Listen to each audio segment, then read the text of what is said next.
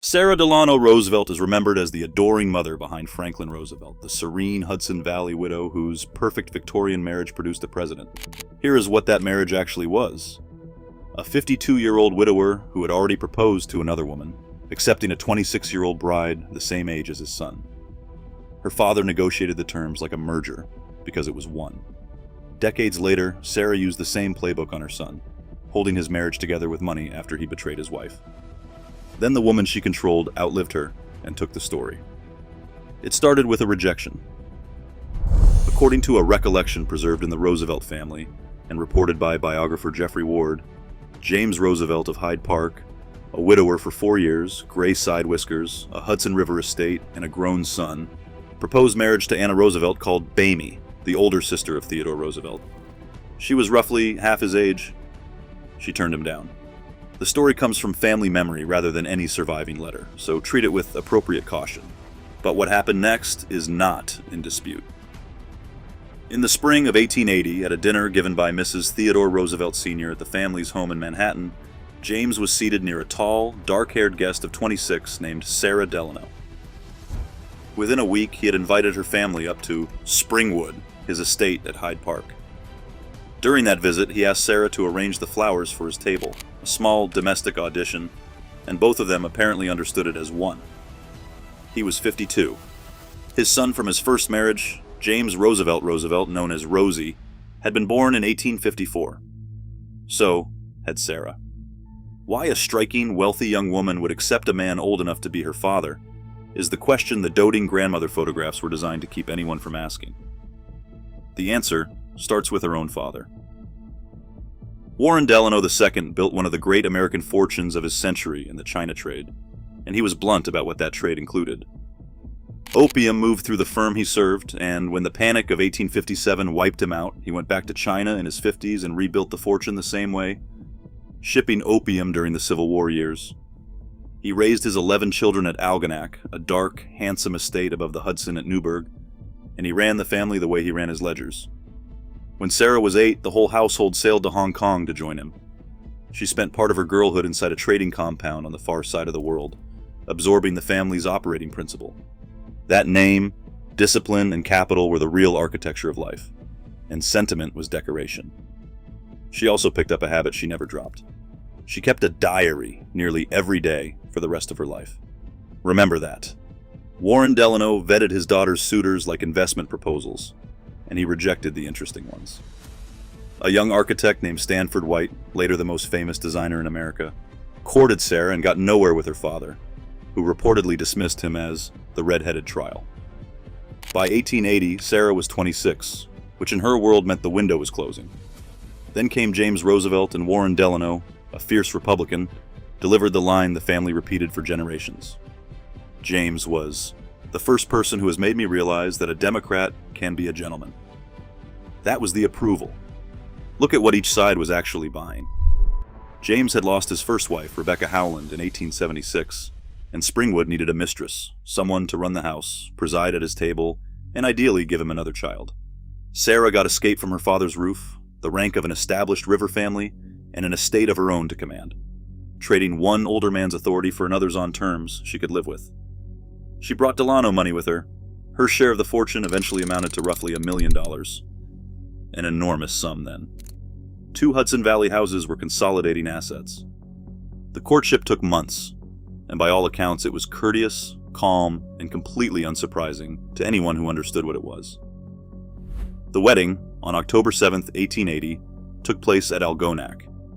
Not at the groom's estate, not at a fashionable Manhattan church, at the bride's father's house, on the bride's father's ground, which tells you whose signature mattered on this contract. The ceremony itself was restrained. The honeymoon was not. James took his young wife to Europe for 10 months. England, the continent, a slow procession through relatives and resorts, the kind of tour that functions less as romance than as an announcement. And consider the family Sara was marrying into. Her new stepson Rosie, again, her exact contemporary, had married an Astor, bringing that fortune into the orbit too. Nobody in this story married randomly.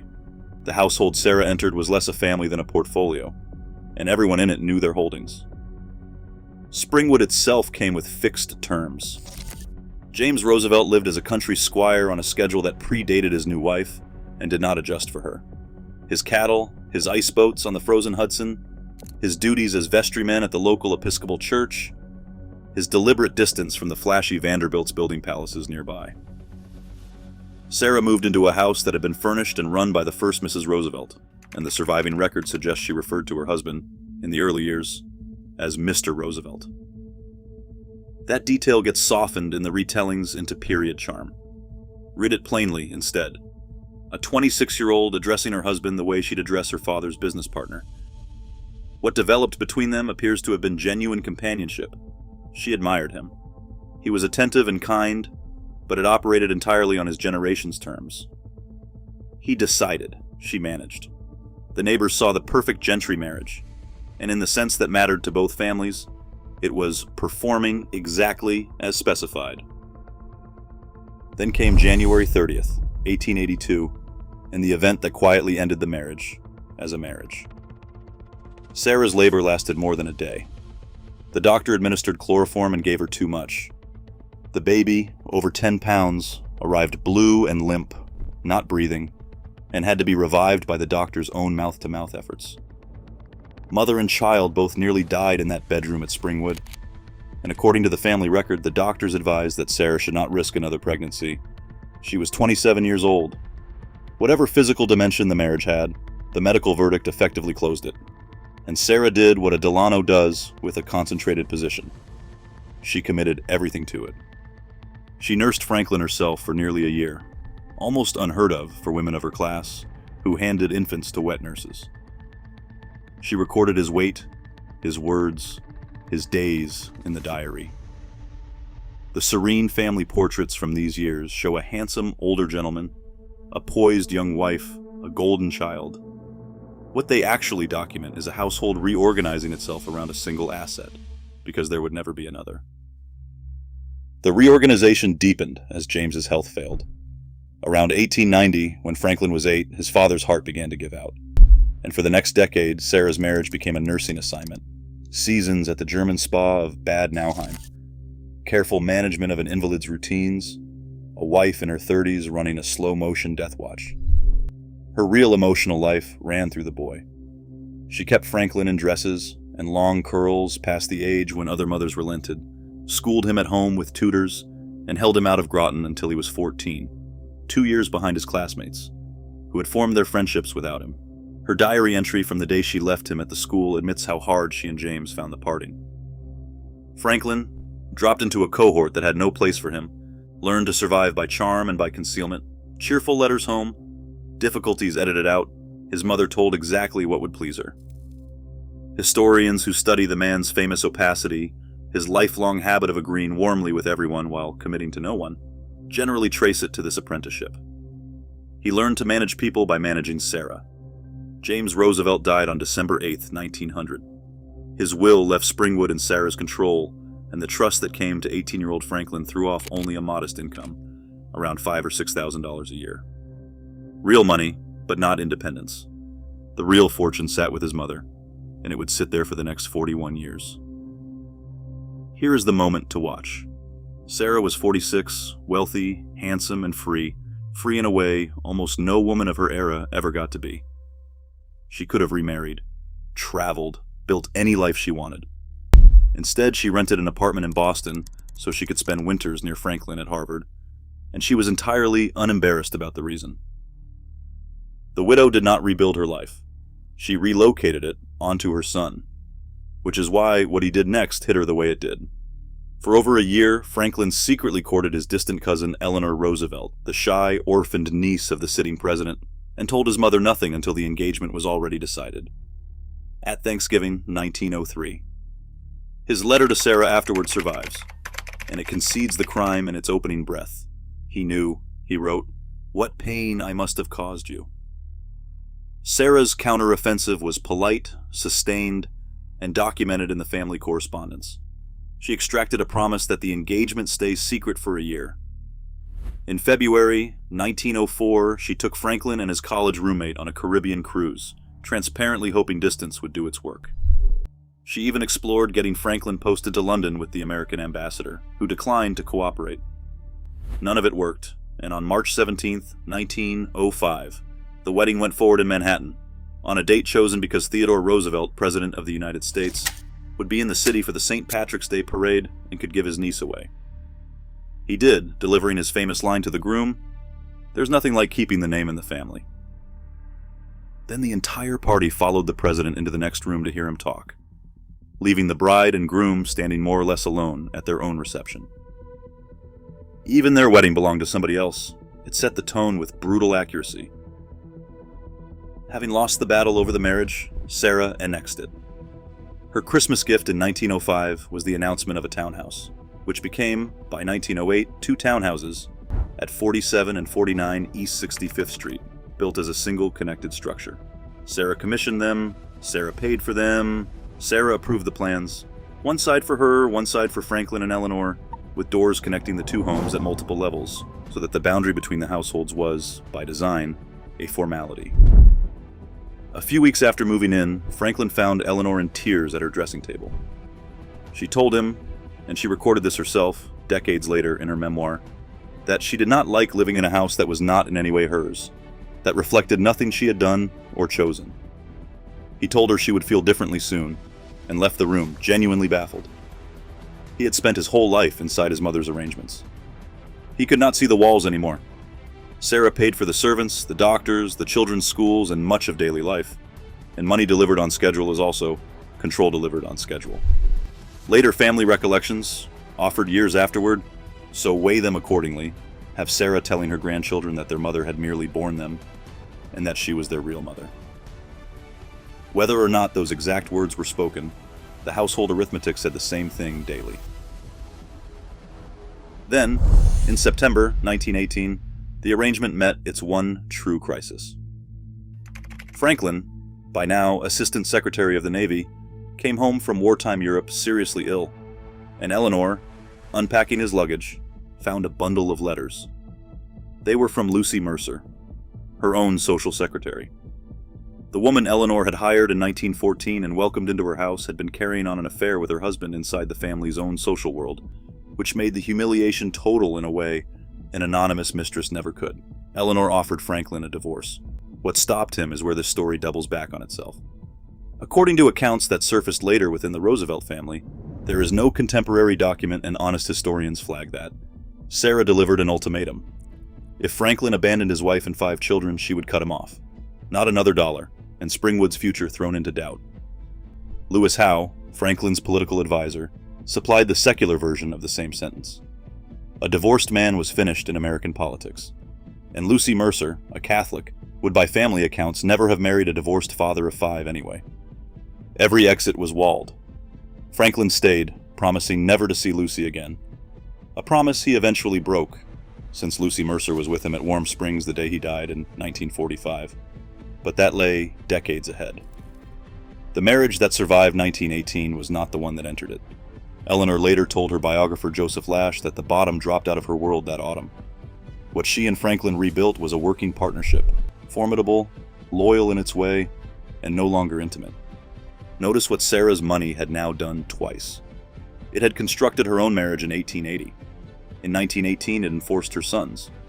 The devoted grandmother of the newsreels was, functionally, the holding company that kept the Roosevelt marriage from being dissolved. In August 1921, at Campobello, polio took Franklin's legs, and Sara arrived home from Europe with a complete plan already formed. Her son would retire to Hyde Park and live out his years as an invalid country squire, tended and managed, the precise life she had run once before, for his father. She was offering her son the only marriage she had ever had. Eleanor and Lewis Howe fought her openly, insisting Franklin stay in politics. And this battle, the first declared war between the 2 women, is documented in Eleanor's own memoirs.